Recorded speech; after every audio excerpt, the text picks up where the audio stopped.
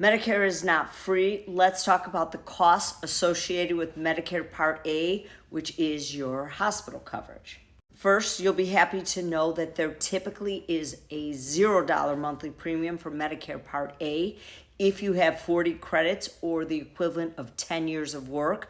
That's the FICA tax that you saw coming out of your paycheck, and that goes towards your Medicare Part A premium. So hopefully you have earned Medicare Part A premium free. Now, I've mentioned that when it comes to cost relating to Medicare, there can be monthly premiums and there can be cost sharing. So now we know the monthly premium is $0, but let's talk about the possible cost sharing. So now we're going to discuss the possible cost sharing, copays, deductibles, etc. when it comes to Medicare Part A. I know this is a little small behind me, but I'm holding it in my lap. I'm going to read through it. So let's start. So as I mentioned, Medicare Part A is your hospitalization covered. So if you are actually inpatient, that's where this applies. So if you're in a hospital, whether you're there one night or up to 60, Medicare is going to cover the entire bill except for the deductible of $1,632. That would be your cost share if you did not get a Medicare supplement policy.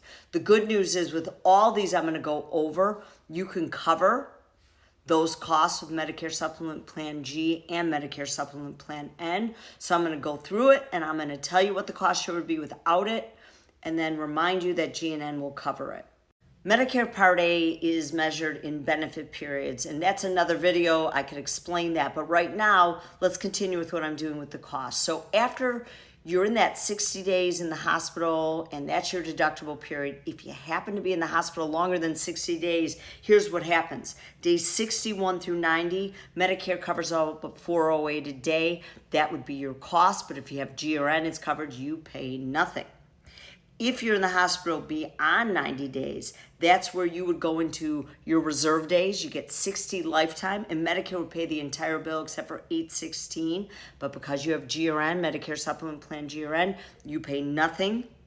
Beyond those reserve days, Medicare's done paying for that benefit period. But I will say that what happens is your supplement will pick up an additional 365 days if you were still in the hospital based on that initial reason you got in there. But after that 365, you're done. Your supplement's not covering anything either.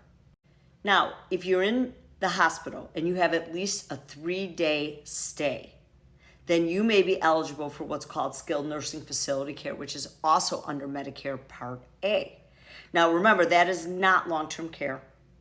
This is rehab. So let's say you have that 3-day stay, which is required before you be eligible for skilled nursing facility care.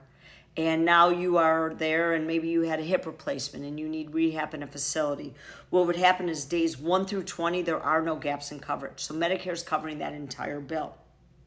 Doesn't mean they're keeping you 20 days, but in that 20-day period, there's no cost to you. But then days 21 through 100, Medicare covers all but $204 a day, but because you have Plan G or N, it's covered and you pay nothing. On day 101, you're on your own. Medicare is not going to cover more than 100 days in a facility because, as I mentioned, that is not long-term care. It is rehab following a hospital stay. So this is how the pricing and the cost would work if you stuck to original Medicare. If you went into Medicare Advantage, it's a whole different explanation. You'd still be signed up for A and B, but you would have your Advantage plan defining your cost sharing under that environment. My next video, I will address the cost of Medicare Part B, the cost share, and how it works with the Medicare supplement policy.